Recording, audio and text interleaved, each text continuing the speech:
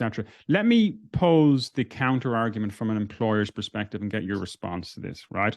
Mm-hmm. So I spent some time working in the tech industry for a US tech company, right? And if I'm a director or a VP of sales or engineering, or I'm CEO, for example, of this company, what I would say is, number one, look, we need to be agile. We need to move quickly. We need to respond to economic forces and changes. I pay my employees $100,000 a year. I give them free food. I give them private health insurance. I give them pensions. Why would I bring unions in here? What's the point? You're going to debilitate and affect my ability as an organization to grow, to change, and to adapt. What would your response to that be? My response to that would be, what's happening in the tech industry right now with their employees? If you're doing well and you say, oh, I'm paying you 100,000 and I'm doing this and I'm giving you free food and there's a jelly bean machine over there and there's a free Coke machine over there, but come in and you work for me 12 hours, 15 hours a day, and you give me everything that you have. And then the tech company has all of that, has all of the fruits of all your work and your labor and, the codes that you have generated. And then it says, well, now I don't need you. The following conversation is with Gerry O'Brien. Gerry is an actor with an extensive career in film and theatre. Gerry's also president of Irish Actors Equity. In today's conversation, we're going to talk about everything from unionization to Starbucks, the tech industry, artist rights, publishing, and contract law. I found the conversation absolutely fascinating, and I hope you will too. So sit back, enjoy Gerry O'Brien.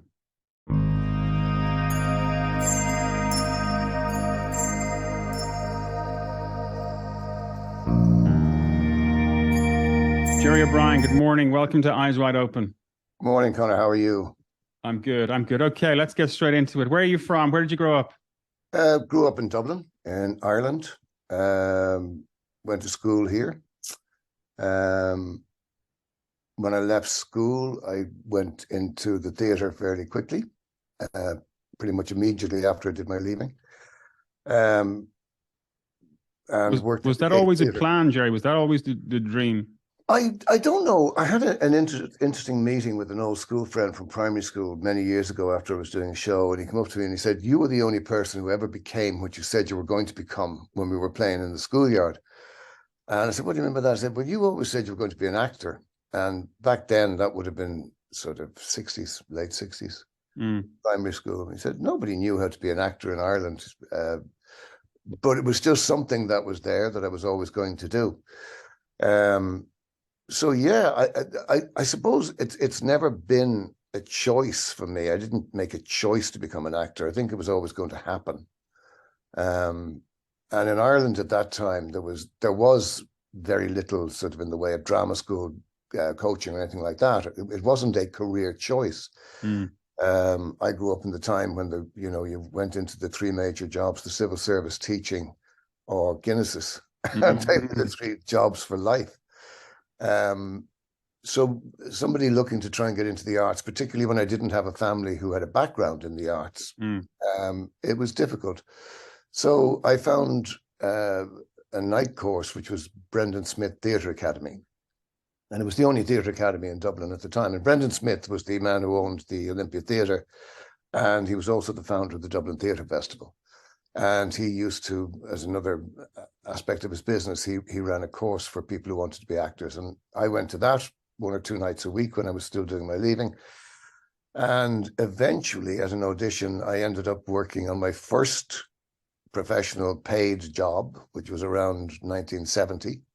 And that was in the Gate Theatre in a play called The Barretts of Wimpole Street, which was directed by Ray McAnally.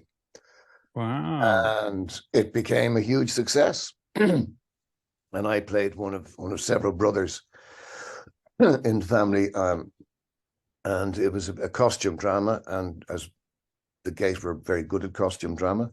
And from that, I started to get jobs as an ASM, an assistant stage manager, and playing small parts. And I worked with the Edwards McLeamore Company for many years. And there were a lot of small companies around Dublin, not small companies, but they were the main companies around Dublin, people like Phyllis Ryan's Gemini Productions. And then Godfrey Quigley had his own company, and you know, there was no major subsidies. People had to, it was made pretty much commercial. So I worked on various productions and toured the country. There was a Limerick Theatre Festival, so I ended up in Limerick for 3 months of the year. There was a dinner theatre, which Godfrey Quigley did, so I toured the country with that. We played in Dublin in the Gresham Hotel, and then in the Wexford Talbot Hotel.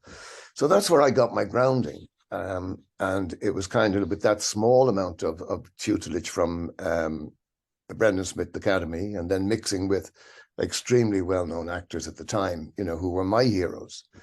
But they would really only have been known around the Irish theatrical scene. There wasn't a huge film industry. There was pretty much RTE, and they did most of the television drama in-house. So that was where you went for your main work. You went for theatre, or you went and you worked for RTE. So I was very fortunate, and I began to get a lot of the younger roles in theatre dramas and theatre films, or in radio dramas and or television dramas. Well, that was the other major influence in my life, was radio drama, because RTE had a magnificent radio department, and I got to work in the audio section of that, of the audiovisual industry, with great actors in the RTE rep. So I got to know how to work the microphone, how to make instant script reading, sight reading skills. All of those were developed, but they were developed not so much in isolation in a school. They were developed by mixing with extremely talented actors. So there was a kind of apprenticeship that I suppose the apprenticeship goes on to this day, because I said before that the thing about this industry is that, and this career, is that you learn something new every day and every job you get. So it's one of those things. But that was my background in Dublin through the 70s. So I would have worked most of the major theatres. I probably worked every town in Ireland on theatre. Then I had a lot of work in radio and a lot of work in television. And I was extremely fortunate in, and it's a kind of an ironic point in my career. I was cast in a TV series in 1979, and it was shot for over a year.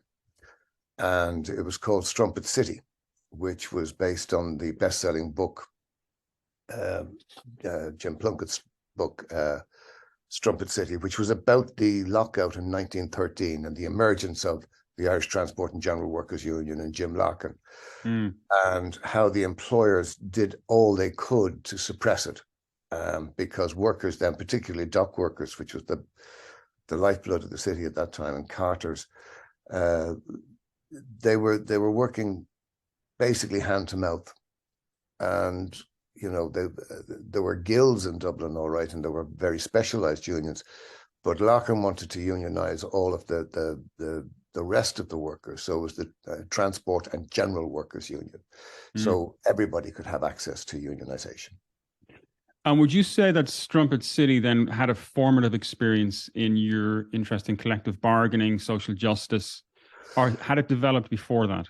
It would have developed before that, because back then, in order to be a professional actor, you had to be a member of a union. You couldn't get work in RTE, you couldn't get work anywhere. And it was pretty much the same in the UK. You had to be a member of Equity. Now, Equity at that time was a standalone union, small union, and it had its overheads. And we merged then with ironically, in 1979, with the Irish Transport and General Workers, as it was then. It's now become SIPTU. So while we were filming Strumpet City, about the emergence of the ITGWU, Equity became an affiliate of the ITGWU. But my interest was always there, because every year every actor was a union actor, and we always talked about our terms and conditions. So I think being a member of a union was something that, I don't know, it was just inherent in being a professional. It was your union card was a symbol of your professionalism within the industry. So that's how difficult was it to secure that card, Gerry? I mean, what? Oh, there was famous stories back then about how do you do that? How do you get it? there's the great story that you had to have 100 lines. You had to have a part of 100 lines to qualify to get a union card, but in order to get a part with 100 lines, you had to be a member of the union. So every actor who wasn't a member, we had a provisional card, and we'd count every word that we had in a script and say that constitutes a line, doesn't it? The 100 words. So we simplified it. Then it became a simpler process, and we had. Back then, you would have a provisional member who you'd be provisional for a year, and then you became a full member. And it's much easier to join now. So, you know, and this is with UK Equity as well. I think once you get a professional contract, if you are in a drama school for a 3-year course, it's very simple. In your last year, there's a special membership deal where it's €5 or something, and you become a member for a year, and then you take up the full membership fees. Because I think it really is important. And as we go through the conversation, we'll see how important it is to have an organization that will negotiate for you and will make sure that you have all of your basic, what Equity does, it doesn't negotiate rates. It negotiates a basic starting point where actors can then know that, you know, I'm straight out of drama school. I can start there. I'm not going to go below that figure, but I can negotiate above that figure. So it sets a safety net with regard to your rights and how they're applied. Employers might argue that, what about their rights? What about the rights of the free market? They might, I totally understand union membership. They might also say that it could have been exclusionary back in the day. Oh, back in the day, it was a closed shop. Yeah, it was exclusionary. You know, there's a whole argument against unions by employers, and it's quite understandable. And there's a whole generation, particularly after the war on unions by Maggie Thatcher, who destroyed the coal miners' unions in the UK, because they felt that, you know, that sort of free market thinking, they felt that the unions were stifling the ability of society and people to make money. And yes, of course, people can make money, but there has to be a limit. You can't have the situation where, you know, large corporations can dictate to people how little they're going to earn. There has to be a balance in being able to make a living. I mean, otherwise you go back to serfdom. Yeah. If you want to go back to that situation, I mean, you can look at situations in America where most people coming out, and that's a huge free market capitalist economy, but you look at the professional people coming out of college or school, as they say, and they're saddled with, you know, hundreds of thousands in some cases of student debt. And they only pay that back because they go into the work situation at that point in that much debt. So work is there at their minimum rate and their minimum wage of $7 or whatever it is, if they can't get, you know, into one of the big executive jobs, and they're paying back student debt for the rest of their careers. So you have to have a balance within a society that gives you a chance to, you know, if you have if you're a solicitor or a barrister and you have that degree and you put all that effort in, get to that point, but don't start your career so much in debt that you can never actually get out of it. I mean, that's a ludicrous situation to be in, you know? Yeah. There's also a correlation between, in the United States in the 50s and 60s, a lot of workers were unionized. And there's a correlation between falling salaries over the last 40, 50 years, income inequality, and the destruction of the unions. Absolutely, yeah. I mean, the strongest, America was actually at its strongest when it was just after the war, when it had a very strong middle class, which was protected, and their work was protected by unionization. And it actually had one of the strongest economies at that time. But when you look at the situation where, I think it was after Reagan, who actually had this, the Reagan economies of the trickle-down effect, it was actually the reverse. It was a sucking up effect, because all the wealth has gone up. And without unions, you have an entire generation of Americans mainly working 3, 4, 5 jobs on minimum wage just to survive. So if you destroy the middle class, then you only have the very low paid and the hugely wealthy 1% or 5% or whatever.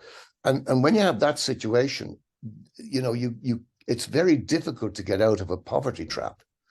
And if you set a poverty trap for an entire sector of society, then you're not going to have a healthy society. You can't, because how do you afford education? How do you afford medication? I mean, I was in Los Angeles recently and I was talking to somebody and we were talking about the people who were kidnapped in Mexico. There's a huge situation in America where many Americans go for their healthcare down to Mexico or up to Canada, and they still boast about having a great healthcare system. There's an attack at the moment on the NHS, and the way you successfully destroy what is probably one of the greatest societal monuments in the world is the British NHS. What you do is you pretend to fund it, but you fund it just enough to struggle on, and you don't invest in it. So then you say to them, well, look, we can't do it. We'll get the private sector in to do it. So then suddenly you only have private health insurance and you only have private health care. So unless you invest in these things, society invests in these things, then all the wealth will go back to those corporations who sell the health insurance, who sell the drugs, who sell this, who sell that. And if you look at the demonization of that sort of social cohesion, it's socialism, it's communism. And this is a brainwashing against the idea of having a very good, caring society. I don't see anything wrong with that. You can still have a capitalist influence, but you can have a benign market economy that reinvests in the people who are going to generate the wealth, not just keep them desperate for work. Plus, this idea that the United States, which is the leader in the Western world, and what happens there tends to happen everywhere else, that the United States is not a socialist economy is completely false.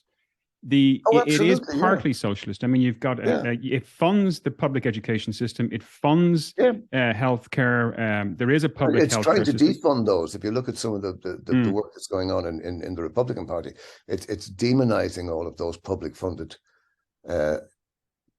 services. You know what I mean? But I mean, all these like in Silicon Valley, all of these wealthy tech companies who pay very little tax because of what they can do and their accountants, all legal, by the way. Avoidance is legal. But they do tend to minimize their liability to tax. Yet at the same time, around all their campuses are all these wonderful roads, which are built through the taxpayer, the federal tax dollar. They're protected by the federal, the money paid to the police forces. They're protected by the fire brigades. They're protected by, the ambulance are not, they're not federally funded that much. But, all the stuff that the community expects, like to protect it, that's all socialism. Because that's people paying tax and federal reserves going into our money going into these things. It's just like here, we have these things because we pay tax. And if we pay just a little more tax and it's invested into that, we have a better society and people are safer. Yeah. And plus the government creates and builds the architecture of society for private enterprise to exist and to run on. And those kids, and many of those kids that are coming out of college, the government is funding programs and scholarships, etc. Let me pose the counter argument from an employer's perspective and get your response to this, right?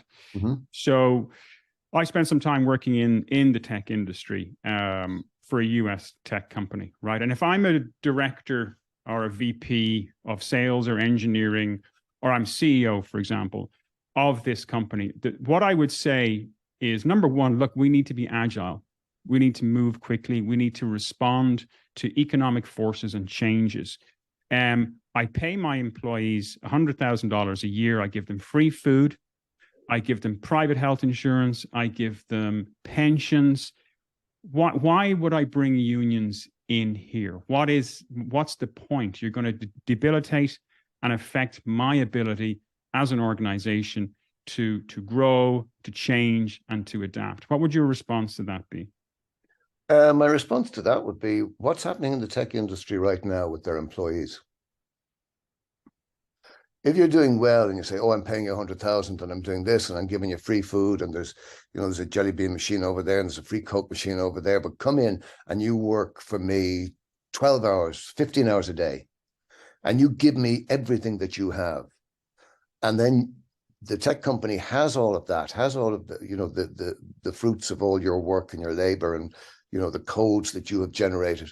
And then it says, well, now I don't need you. So you don't suddenly have $100,000 a year. You don't have your pre-coke machine. You don't have your, whatever you do in your sand pits in the middle of the office. But what do you do then? You're back. So the government has given all of these supports to the tech industry with, as I said, the fire brigades and the protection, the safety and the tax breaks and everything to create the employment. But now the tech industry says, well, thanks for all that. I'm going to dump all these people back out onto the dole, back out onto Social Security. You look after them. So if you have a union that goes in and says, well, look, hold on a minute. Let's have a balance here. Let's say, okay, the 100,000, the 100,000 is not the issue. But where do we put that money? Is there money going into a pension fund? Is there money going into the state, the state pension fund? Are you contributing to that? Are you going to contribute to state health so that when the people are not working for you, they still have the benefits of all of that other stuff? Now let's have a look at the idea that they don't work a 12-hour day for 100 grand, and they don't have they have no holidays because you're not paying for holidays. All of the things that we have now that we talk about in society that we think are great, like, you don't work Saturdays, although that's being eroded. You have a 5-day week, you work an 8-hour day, you have holidays, you have paid holidays. All of those things, they weren't given out of generosity by the employer. They were fought for by people going out on the streets. When the ITGW emerged, the workers, they were baton charged by the police at the behest of the employers. Now, very little has, we've changed the costumes, but very little of that mentality has changed. If you think about, we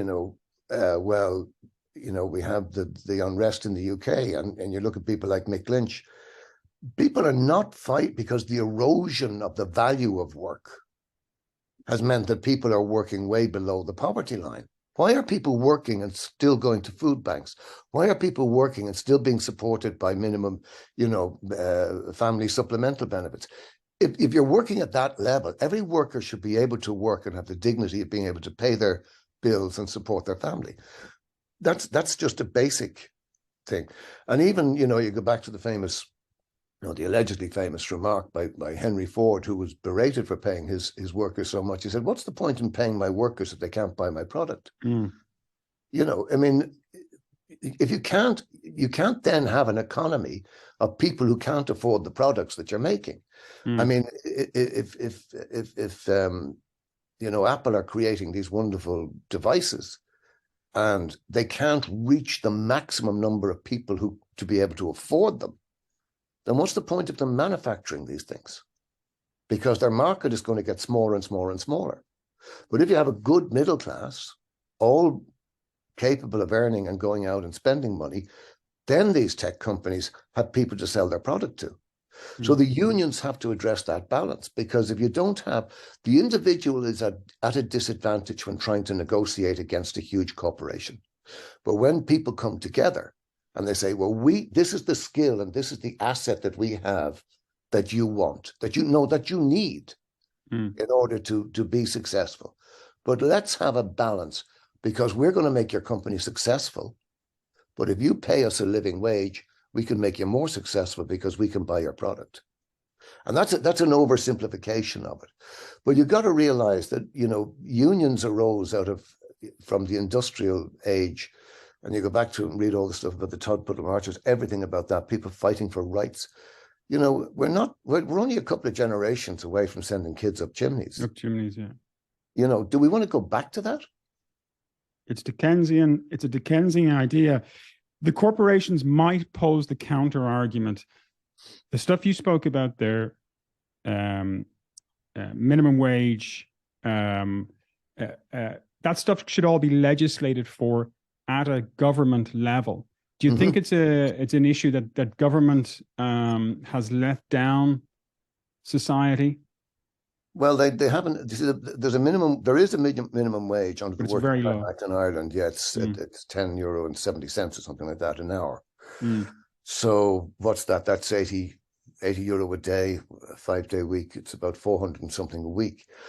But There is also what's called a living wage, which is more than that. It's about 13 or 14 euro an hour. So the minimum wage is below a living wage. So that leaves you with that, for people trying to survive, to make up that difference. And the living wage is calculated on what it costs to be able to pay a mortgage, pay rent, buy food, pay bills, and just survive. So there's a shortfall between the two. So a minimum wage is one thing, but a living wage and then a wage that will allow you to live is probably another level that you'd have to put into. But if you're working for a company that is subsidized by the state because you're working at such a low wage that you have to go and get supplemental benefits from the state, then there is something wrong with the employment. Why is the employer paying you so little? And why is the government subsidizing the employer by subsidizing your low wages? So you have to strike a balance, because these companies exist within society. They are not society. They exist within a society, and they have to be fair and contribute to that society the same way we do. But as I say, all of these, the issues, and you look at what's happening in the UK, which is an example of a country that's just throwing itself down an enormous well, because it had a good economy, and they've actually created a massive self-harm to their own economy, and they're not going to get out of it very easily. That's why you have the workers coming out and saying, look, you cannot have a situation where nurses are going to food banks in order to be able to get to work to protect the ill in society. So what's that about? Pay us a wage that that we can deal with the inflation, so that we can buy the food, pay our rent, and go to work. A lot of people are not going to be millionaires, and they're not looking to be that. They're looking to have the dignity of work and the dignity of just a fair life. Do you know what I mean? Yeah, I mean, workers are not asking for too much. They're not asking for a lot. They're looking for a little bit of equality and a decent standard of living. Corporations' profits post-COVID are at a record high globally. COVID had a significant positive impact in the tech space, right? Everybody's on Facebook, everybody's at home, everybody's online, et cetera, et cetera, et cetera. And it looks like during the COVID period that the middle class, not necessarily middle class, but the office keyboard industry were protected almost at the expense of everybody else. And I wanted to throw another statistic at you that you might find interesting. In 2010, 50% of Americans were, according to Forbes, in favor of unionization. Now that figure is up to 72%. 72% of Americans say they are in favor of unions. We're seeing efforts in places like Starbucks, right, to push back against unions. What are your thoughts on the Starbucks experience and what's happening there? Well, I'll bring it back to what I do as working in equity and with actors. I sometimes go into schools, into the third level education, and I ask two questions before I start speaking to the students, the drama students. And I ask them, do you know what a union is? And they actually, some would say, oh, yeah, I heard about a union. But most of them say, well, no, not really. I said, well. And I said, do you know what your rights are? No. What's that? And going back to Thatcher, there was this whole thing. I mean, I remember at school, I was taught a civics class. And in civics class, they used to teach you basically how society worked. And I remember there was a short chapter where they would tell you about what a union does and how it works, and a brief history of it, particularly in the manufacturing areas, because you were sort of like, unions were for the working class. There was that type of attitude. But nobody knows. There's a whole generation of people who, like you said, in the tech industry, well, we don't need the unions because we're doing so well. But it's only when they start being laid off that you say, well, maybe if we had a collectively bargained agreement about redundancy payment, et cetera, that would have helped. The great thing is with the Starbucks, and interestingly enough, the Starbucks CEO has been ousted now because they found that his attempt to union bust, to prevent unionizations were illegal. So they got rid of them, so that he had to go. So that's an interesting thing. I think that's very positive because it means a younger generation of people are now beginning to realize, well, hold on, we really are better working together. And that's one of the union statements is, you know, stronger together, because they can pick off individuals and get rid of them and that's it. And, you know, there's nothing to protect them because all of the other people would say, well, did you hear what happened to Joe? He said the word union in the canteen and immediately some people came in and removed him and they got him out of the business. And he has no money, he has no job, he has no nothing, he has no rights. So if you equate the union, I mean, I know from negotiating for equity, the union has to and cannot make any deal that undermines your legislative rights. So we are bound to make deals that are about your legislative rights. So if you don't know what your legislative rights are, then you begin to fall prey to people who say, well, look, will you waive that? There's a few bob extra, but give us that. And you begin to undermine your legislative rights. So now you have no comeback. You've nothing because you agreed to it. But if you are in a structure whereby people know what you are entitled to under legislation, because there is legislation that protects workers and there's legislation that protects creative people as well. If you know what that legislation is, then collectively you can say, well, this is how we wish to have that applied. And we want it applied to us in that way. So I think what's happening in Starbucks is quite amazing. And I'm beginning to see more and more young people asking, how do we do this? What do we do? And it's like they have to learn to reinvent the wheel because, you know, there was a really strong union structure which was destroyed back in the 70s, 80s, 90s. And that was a deliberate policy because they wanted to get us to where we are now. You know, with no unions, no rights, you know, you take your chances. It's the gig economy. And there's a delicious irony about the Schultz, the Starbucks CEO. Perhaps if he had been a member of a union, he'd still be in his job, right? And this is the thing that executives, vice presidents, directors don't understand is that someday you might need a union too. Oh, yeah. Yeah. And it's not to be afraid of what's coming. It's to embrace it and look for the opportunity. Right. So let's say I am a CEO of a tech company. I am a director at VP level. If you were selling the concept of a union to a board, give me one or two things that you might argue that would be in their favor.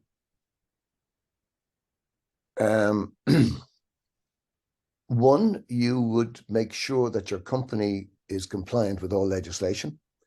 Two, you would have a very, I'm not saying you can make everybody happy, but you would have a more content workforce and productivity would probably go up. Plus, you would be also, as I said, going back to the Henry Ford statement, you would be paying people who could actually buy the product. So if you're a world, global corporation, and you're employing hundreds of thousands of people, and because of that, there's a whole spend going on around your industry, then everybody can begin to afford what you're making. And if all the corporations are employing people, and remember, there's only about there's maybe 20 or 30 corporations, global corporations, that decide everything. If they're all paying people fairly, then all those employees can buy each of the others' product. So therefore, you have a higher sales and you have higher profits. The idea that, you know, if you want to make a great profit, the first thing you do is you cut the wages and cut the workforce. And that's been proven time and time again not to work. That only works in protecting the CEO's salary and the shareholders' dividends. It's not good for the company or for the economy. I've always felt that there is a huge opportunity here for a corporation to embrace a union. The opportunity is the competition for staff and high quality staff is ferocious in the tech industry, right? Yeah. Union workers have lower rates of attrition than non-unionized workers. Oh, yeah. They stay for extended periods of time. Okay, you may lose your ability to make them redundant at a speed you had hoped for, but you will get a loyal and committed workforce for an extended period of time, and they're not jumping around and all over the place. And the cost to hire in the tech industry is immense, you know? Oh, and yeah. I think the attrition thing is a big deal. And if you're the front runner as a tech organization and you're ahead of all the others and you embrace unions and you go for it, you have a competitive advantage. Absolutely. What was I remember reading, and I can't remember his name, the American guy in a small tech company, and he made the decision to pay himself a fixed salary, but he still had 70,000. But he paid everybody in the company way above about 30,000. And people were saying, that's not going to work. Mm. And they looked at him maybe 5 years on. His company is thriving. Mm. The great thing is, I have a community of people around me. He said, I have, people who are getting married and having kids now, and they have a happy home life. They come in, they make sure they work. The productivity is up. And I couldn't be happier because everybody is now committed to my company. And like in the old days in Dublin, as I said, I mentioned the three great jobs. Well, one is the civil service, and the other one was teaching. But then there was Guinness's. But Guinness's had a great unionized workforce, and they were there for life. There were families that were Guinness families. Now the model has obviously changed, and all of those benefits are gone. But that whole part of Dublin thrived because of that organization, that company. And what they've left behind is quite staggering, I know in the United States, in terms of public companies, there is a legislative responsibility on CEOs and the board to generate profit for the investor. Yeah. Right. And this is part of the problem. Statistically, Forbes have said that when a company unionizes, in the short term, the stock price goes down. But over the medium to long term, the stock price recovers and goes up, according to Forbes, right? Because you just have a much happier, much more sustainable company. But that legislative imperative on board members to drive investor and shareholder value is part of the problem. And then you have, of course, the lobby groups as well, which are constantly lobbying for cuts. Oh, yeah. Expenses cuts. In terms of equity, so say I'm a young actor. I'm in Dublin, right? I'm starting out. Give me the two main things again that I get. Just remind every actor in Ireland what are a couple of most important things you will get when you join Equity? Well, the first is that you will have a collective bargaining organization, and you do need a collective bargaining organization because in the EU now we're bringing in legislation about the right to collective bargaining. This government tends to have it's over there somewhere. They don't look at it. I think a lot of our agreements now are becoming more and more not just within the theatre, but good collectively bargained agreements. You have that protection, and you're not on your own. That's the first thing.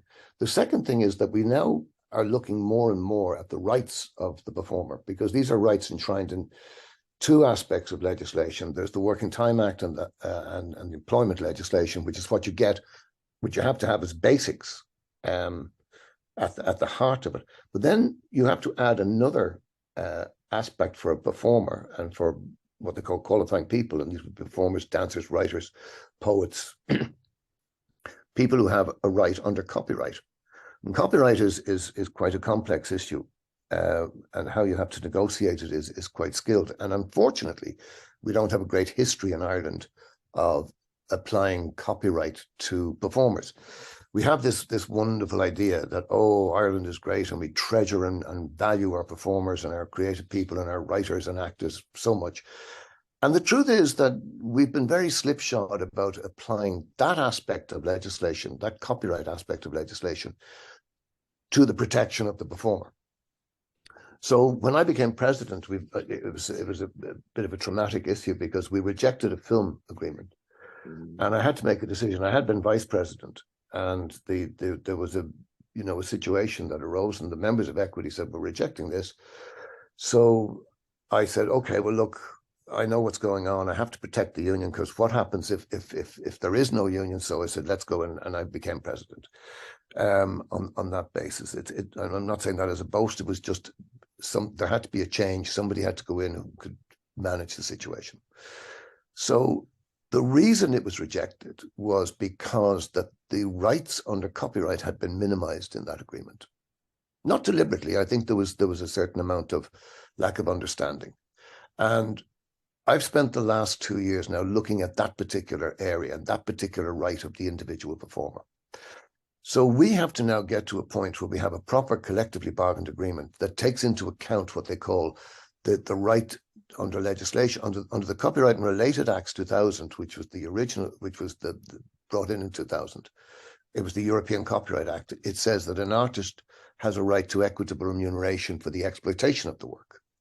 So that means when a film makes a vast amount of money, there should be an equitable payment that is ongoing to that. We had suffered under the buyout contract where you got a lump sum and that was it. You never saw another penny. Now, whether that lump sum was equitable too, I don't know.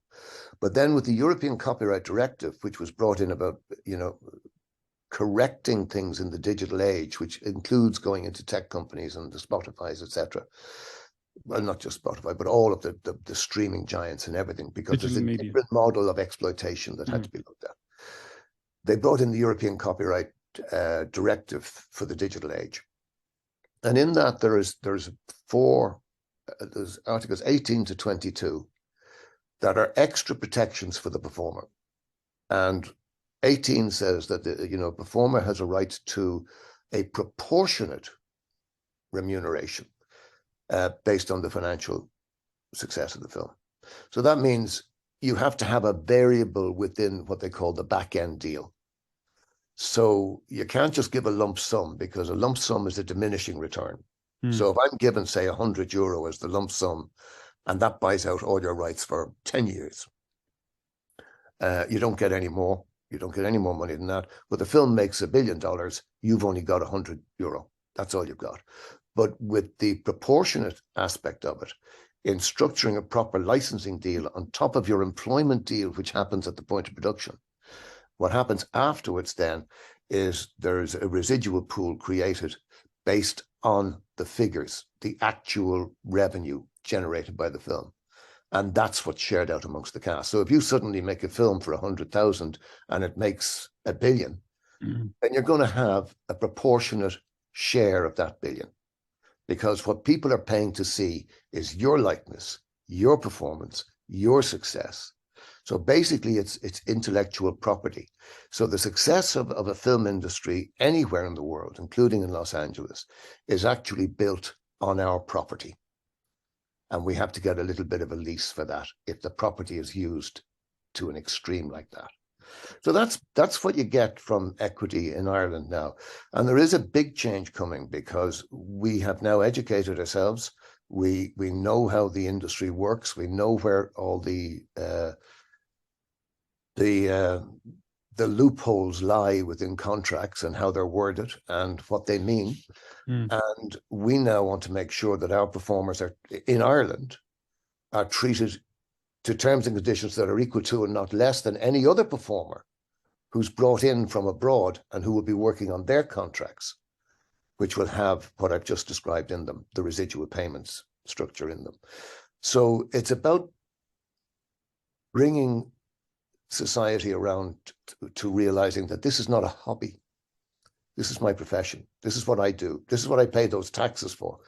As an actor, I paid tax all my life. I've been fortunate enough to actually get into an earning bracket where I've earned tax, because most actors, because of the structure of things like the audiovisual industry in Ireland, do not come into the tax net, or else stay at the very lower end of it. If I were to tell you what actors, most actors earn, you'd be quite shocked. No, I wouldn't. Are you saying that the residual contracts in Ireland are subpar compared to what absolutely. we have in SAG in the United States and in the UK and across Europe? Absolutely, yes. How could we let that situation happen? It happened because we're a small community. And I go back to the 70s and 80s, when actors were working with filmmakers and there was a company, there was an organization called Filmmakers Ireland, which eventually morphed into something else. And you would have actors helping the filmmakers because we were just an artistic community. We didn't have the business understanding. Then came the tax breaks and the support of Michael D. Higgins when he was Minister for the Arts, and how he lobbied for that. But then there came along something after that, and I have to be kind of careful because it's unfair to categorize. But people began to see, well, there's a lot of money here. But how do we make sure, and again, it goes back to that conversation we had about the tech companies cutting costs and making sure that we hold on to the maximum amount of it. That we, back in about the 90s, when co-productions were beginning to come into Ireland, we as a union didn't fully understand how the distribution worked. And yet, here's the interesting thing, at the same time, we kind of did, because back in 1979, the contract that I was put on in Strumpet City, because RTE had never gone and looked at the international market at that time, and they knew there was a Copyright Act back then. They went to the UK, and we used a kind of, I think it was the early ITV UK equity agreement, which meant that when Strumpet City sold all over the world, we got our residuals. They weren't residuals then, they were royalties based on country by country sales. And when it was repeated on RTE television, I got a fee again, because you got your repeat fees, because you have rights under the Copyright Act that if they're going to make it available to the public, you have to be paid. And that was all built into the contract. But somewhere along the way, people forgot how that worked. And there were people within the independent sector who said, well, we have to cut costs too. So let's do it this way. Let's just buy out the actors and get their money and get their rights. And we'll keep, we'll tell them that that's the royalty up front, which it can't be because you don't know what it is. But that's what we were told. And then producers said, now we can go. And they kept saying that, oh, well, it's somebody else is forcing us to do that. That's the buyout clause. That's the buyout contract, yeah. And they would buy out your rights. And now they have unlimited usage for 10 years, which I just analyzed at one time means I'm getting €15 a year if it sells all over the world. Now, I did a film in 2006 in Los Angeles, and I was put onto they won't let you work in Los Angeles unless you're put on a SAG contract. So they gave me a SAG contract. And the next year, I got double what I was paid in royalties. The year after that, it went down a bit. The year after that, it went down a bit, because it depended on how much money the film was making globally. To this day, and this is what, 16 years later, 17 years later, I still get about $2,500 to $3,000 in residuals from that one job that comes into this country that I add to my earnings here and is taxed here. Right. So there's a societal benefit to this as well. Absolutely. And this is the point that I've been trying to make. In the last 2.5 years, or 1.5 years, I've been lobbying government, because one of the problems is that our industry is a subsidized industry here in Ireland. So when they have what they call an eligible spend aspect to it, so there's a 32% taxpayer grant, literally, to the production company here. Based on whatever they spend, with a cap of about 70 or 80 million or something like that. But that means you could have maybe 30 million going into an international film. But all the local hire actors are on the buyout contracts. But the US actor will come in, he's going to be on a SAG contract. The UK actor coming in will probably insist on working on their UK pact equity agreement. So they all have a residual built in. So when the film goes away and goes out into distribution, the Irish actor here is left with no residuals, basically probably on the dole, but the UK actor will add, and somebody said it to me, he will add to his portfolio of films that are generating revenue streams, and he will be paying tax on that to HMRC. The American guy is going to be paying tax to the IRS, and the Irish actor, out of the long distribution, There's no money coming in, so they don't pay any tax here because there's nothing being earned. But the logical solution is simply to replicate the SAG absolutely contract. And that interestingly enough, when I was over in Los Angeles for the Oscars, which was very pleasant, and it was very nice to see all our names there. It was great to be invited to the party. I was invited by Screen Actors Guild to attend the SAG Awards. And I had a long conversation with Duncan Crabtree Ireland, who's their chief negotiator and general secretary, and also one of their negotiators. And they said, why don't you do what they do in Australia? Because the MEAA in Australia, they have an offshore agreement. So any American films shooting in Australia, any local actors who are hired there, the terms and conditions that they're hired on, it's not a SAG contract, but are actually the same, exactly the same as the SAG contract. And then they have a slightly different one for local productions where there is no inward investment. He said, because if Ireland has money coming in and investment coming in from the US and investment coming in from the UK, it's possible we could actually do a deal and have, the BBC film here on the UK agreement and have Paramount come in here on the US agreement. It would be simpler because the two most recognized agreements in the international audiovisual world are the UK agreement and the US agreement.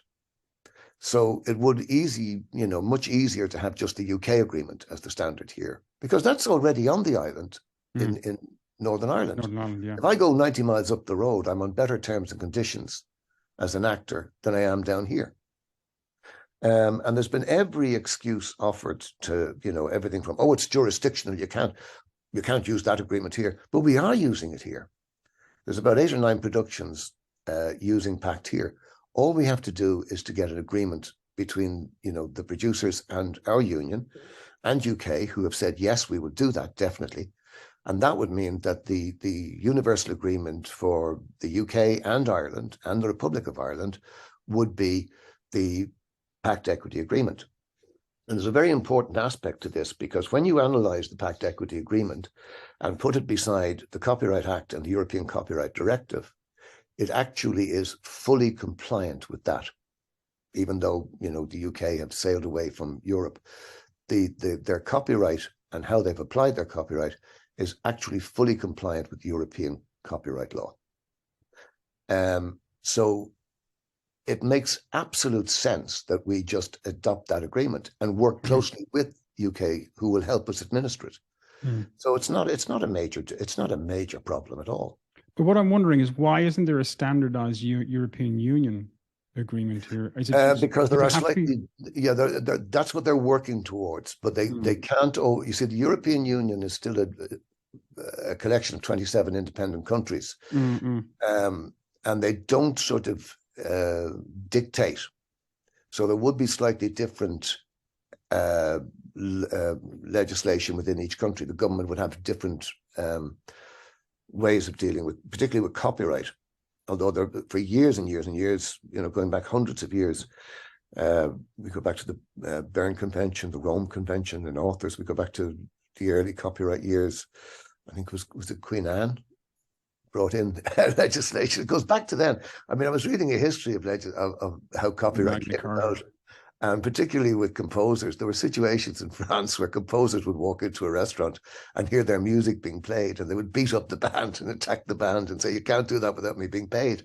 So it goes back to that. So it is a difficult area because there are slightly different ways that different governments have used to protect their performers. Unfortunately, I don't believe that Ireland has sort of applied any real sort of attitude of professional performers or how to protect them. And this comes out of a cultural thing, and I don't mean this in a bad way at all. The arts they're a hobby, they're not a profession. They're a vocation, and you do it for free. Yeah, and it's a bit of crack. And what's your real job? It's not a real job. Yeah, what's your real job? Yeah. But that's a societal thing, because when we were reviving our independence and rebuilding our society, one of the biggest and most incredible organizations in this world was the GAA, but they made it a thing that you wanted to do. It was an amateur love, and it comes out of that, a love of your culture. And for the amateur drama circuit in Ireland is an extraordinary organisation as part of a community and a society, but it is amore. It's about love of. My job is it's what pays my bills. It's what I do as a living. And I've practiced it over the years. I've trained, I've done everything I could to be the best at it that I can be. So therefore it is my profession. So you have to have an attitude that if you have a cultural society, if you have cultural workers, you must do more than just support them with superb, and it's being looked at by all of the countries across the world, our basic income scheme for the actors, for performers and the creatives. That's great, but that's predicated on the fact that we're struggling. Now, if we had a society that actually valued us with things like the copyright and allowed us to share in the financial value of our work, then perhaps we would be struggling a little less. And things like the basic income would actually be, it would pay for itself, because if you have the basic income and then you're actually beginning to build up your residual payments and there's revenue coming in from the exploitation of your work, you're paying more in tax at the top end. So even though you're getting the basic income, you're actually paying it back. So it's, if you actually do something to protect the value of the performer, as it states in the legislation, proportionate to the value of the exploitation of their work, then you have an industry that is being supported by the taxpayer, that is doing all that a subsidized industry should do, in that it's raising the standard of living of all of those engaged in it. And by doing that, they have money to spend within the society. There's more tax being collected. There's more money coming into the country than just going out. And that's the point of it. I wanted to ask you about, okay, so we are working towards protecting, and efforts are in place towards protecting and making artists and actors experience better. What about directors? What about producers? What about lighting technicians? What about behind the camera? Well, actually, that's a very good question, because we just had a webinar, which I hope to have a link for very shortly, which I'll get to you, where we came together with the Writers Guild and the Directors Guild specifically, but also the Screen Composers Guild. We asked them to be involved. Copyright affects not just the performer and the writer; it affects all people who have an input artistically. In America, the cinematographer and various people, including wardrobe designers, will have a small piece of the back end deal as well, because they're part of the creative structure that creates the film that is exploited. Under Irish law, there are qualifying people under copyright. They would be dancers, performers, writers. I could pull it up on my screen now if I had the time. But they all are covered by copyright as well. Screenwriters, playwrights, authors, directors, designers, all of those people are covered by copyright. So yes, they would have the same protections and should have the same protections. So they would be entitled to a small amount of money for any exploitation or making available to the public of their work. So yeah, they're included.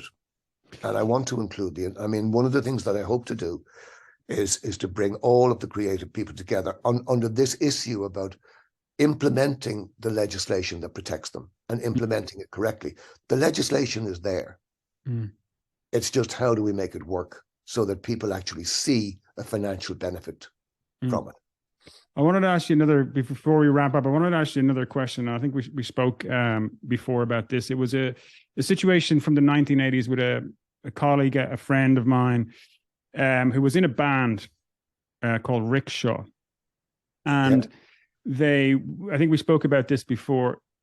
What happened was that they were in London. They were making a big name for themselves in Iceland. They went to London. Their manager presented a contract to them at midnight in the recording studio, and they were kids.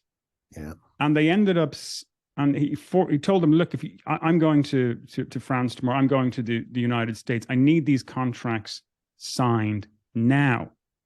And the position they were put in as young kids is, if you don't sign this, your career is over. So they signed, and what they signed away were their publishing rights, and it took them years and a huge amount of money to get those rights back, right? That might have something to do with contract law, but what is your response to that kind of scenario? Like, well, within the European Copyright Directive now, there is provision for a contract readjustment mechanism. Under duress or something like that? No, well, there is a case that you can, if you're signing something under duress under Irish law, there is a provision there. There's also a provision that you can't unknowingly sign yourself out of your rights. Okay, so that's written. You can't unknowingly sign yourself out of your rights. It involved a teacher somewhere where they signed an agreement with the school, but it contradicted the legislation. So if you don't know what your rights are,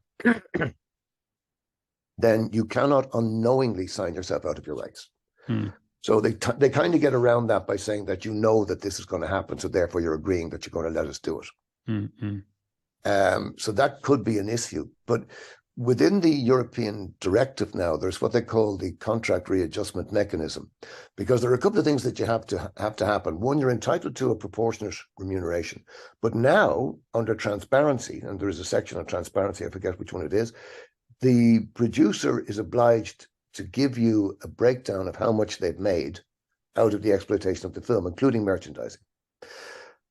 You then have a right to either, without prejudice to a legal recourse, through renegotiation or mediation, etc. You can go back in and you can say, well, I don't think you actually paid me enough for the exploitation rights according to that, so let's see what the proportionate figure is. So you can do that. Also within the Copyright Act, there is, in the Irish Copyright Act, the European Copyright Act, there is a provision that if you have a dispute as to how much you've been paid with regard to remuneration, you can go to a controller of copyright, or you can go to, I think it's the commercial court or the district court here in Ireland. I think they're handled in those courts. They're not in the Labour Court, but you can handle them in those courts. And you can say, well, the contract said we signed that contract, one, under duress, we were put under pressure, that we blah, blah, we were told this, but now we see that it's made that, and we now want to, address the issue of the remuneration we were paid.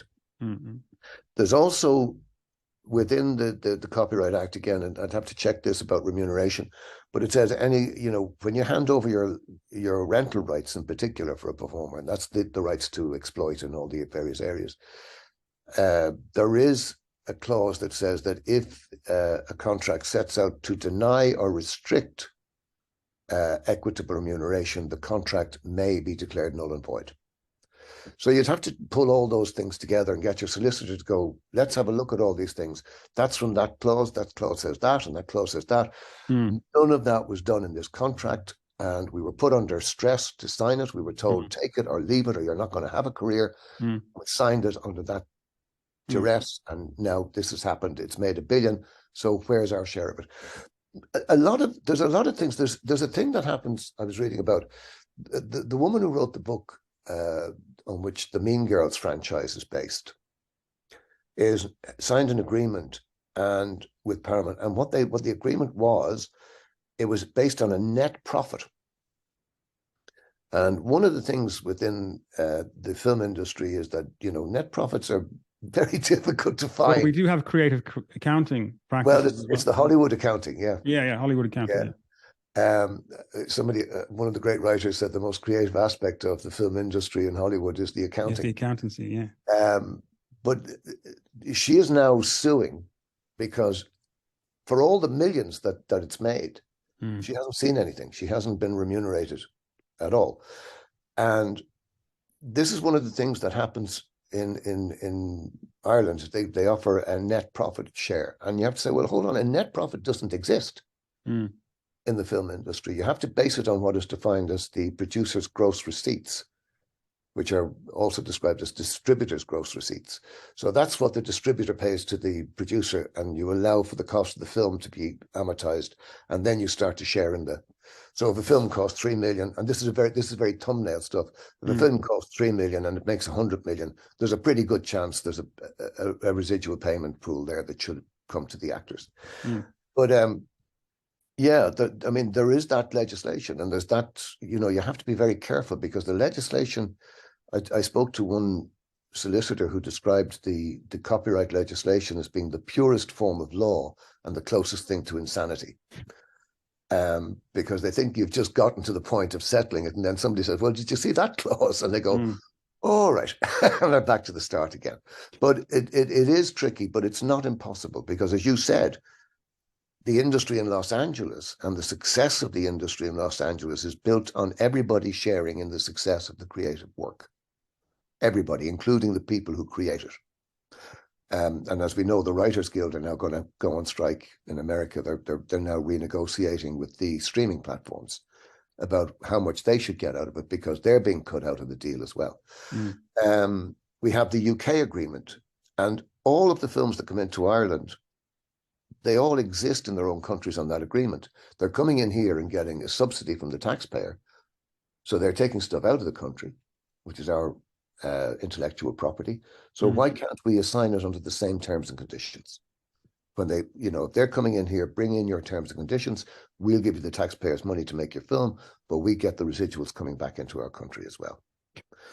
Plus, it's also important to recognize, and for any young artist or musician in Ireland today that might find themselves in a situation where they're signing stuff away, that there is a mechanism in place now that you can address this issue, and it doesn't need to be a protracted 5-year mess that ends up destroying you. No. There's a couple of things that you should have in your contract, and one of them is a sunset clause. But now under the European Copyright Directive, as I say, you have that right to transparency. And that's for the audio-visual industry. It's not just for film, it's the audio-visual industry. So that's audio as well. And there is provision specifically for sound recording in the Copyright Act for equitable remuneration. And you can look at that, which is very important. It's under chapter 4 and 5, and it's the rights and performance.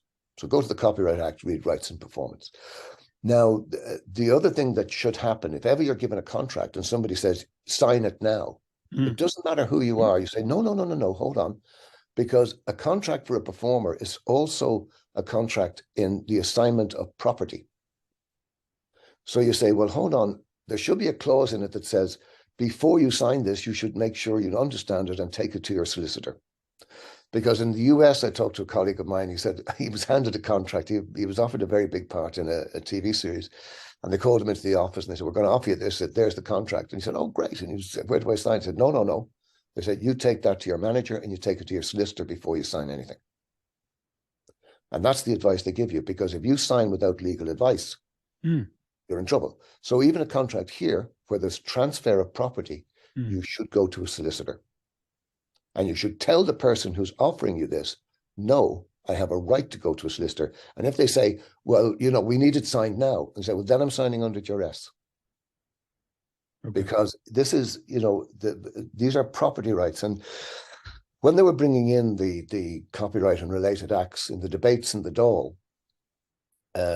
it was stated that I think Tom Kitt was the Minister for Enterprise who was responsible, but he said there is a huge deficit in knowledge around the issue of copyright, and there was, and the debates show it.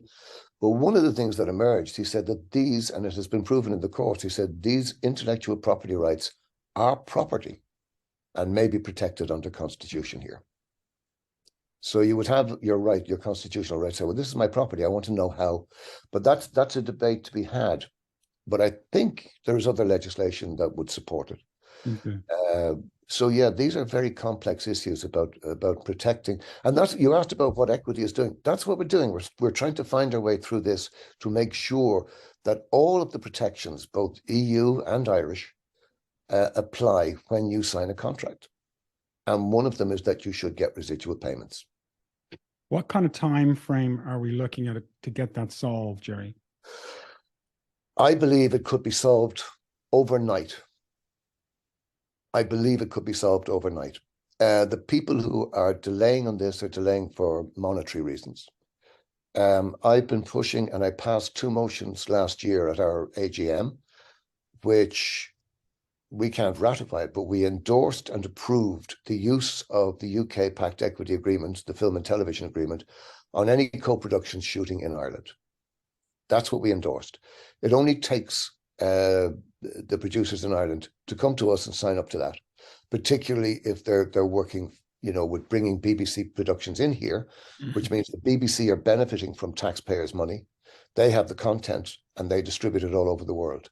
So why aren't our performers working on equal terms and conditions? It only takes the producer to come to us and sign up to that, because we have a very close relationship with Equity UK. And they said, the minute they do that, Gerry, we'll give you all support that we have. And we will go to BBC and say, that's fine. So it could be done overnight. And it just takes a willingness to do it. Well, keep striving for it, Gerry, because it's a noble cause. Last question. What does the future hold for Gerry O'Brien? God, I don't know. I've no idea. I mean, I said one time that somebody asked me one time about actors, and they said, there are certain benefits within the union, and about when you retire, you get this thing. And I had to look them straight in the face, and I said, yeah, but do you know any retired actors? Mm. So my future is open to whoever offers me anything. Like it stays the same as it was for any kid coming out of drama school. What's my next job? Mm. And the fact that it's that precarious makes it a little bit exciting, even as you get into the new area, because every year you enter into a new phase of your career. There's a whole generation of people. I haven't been on stage for a long time. So there's a whole generation of theatre people around who've never seen me and never worked with me. There might be a reason for that. But, I'd love to get back on stage and play the characters that I'm the right age for now. But whether I do or not, I don't know. I'll continue my work with the union. That may affect whether people want to engage me or not. You never know. Are you concerned? Is it possible when they see that you are the president of Irish Actors Equity, that they would maybe we don't want to go down that road in terms of casting? Is that possible? Do you suspect that? Everything's possible. People have asked about that particular issue, and it's that famous phrase, blacklisting. Mm. Blacklisting doesn't actually have to happen to be effective. You just have to have the fear of it. Mm. So I don't know. I know I'll question contracts, which tends to upset producers for some reason, because I have actually refused to sign contracts even after I've done the work. And I say I have to question that, and I question that because they add a thing called special stipulations. And I go, well, who agreed them? So you have to keep doing that. And yeah, people are going to get annoyed with me. That's fine. But, I work outside of the country. I do a lot of audio work in the UK when I get the opportunity. There's audio books. When I was over in Los Angeles, I still talk to people in casting. There's still the possibility of that. As an actor, you never stop looking for work. And there are times when something just clicks and you turn another corner and another phase and another chapter of your career begins. Mm. And that's the beauty of what we do. I mean, I've endured years of unemployment, and it's heartbreaking, and struggling is so demoralizing. But when you suddenly get that next job, all that's forgotten.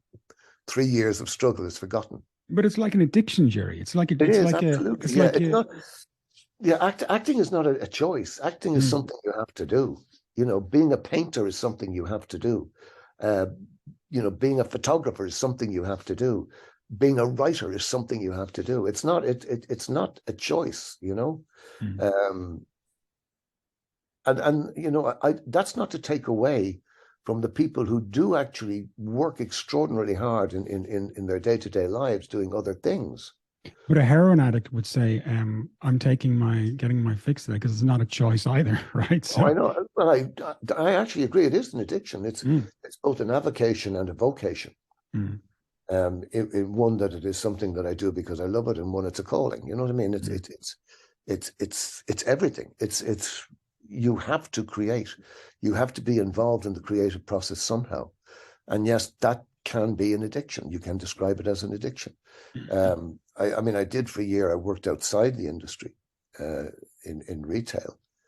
And all I could do was think, how the hell am I going to get out of retail to get back into the industry? Do you know what I mean? So yeah, that's the addictive side of it.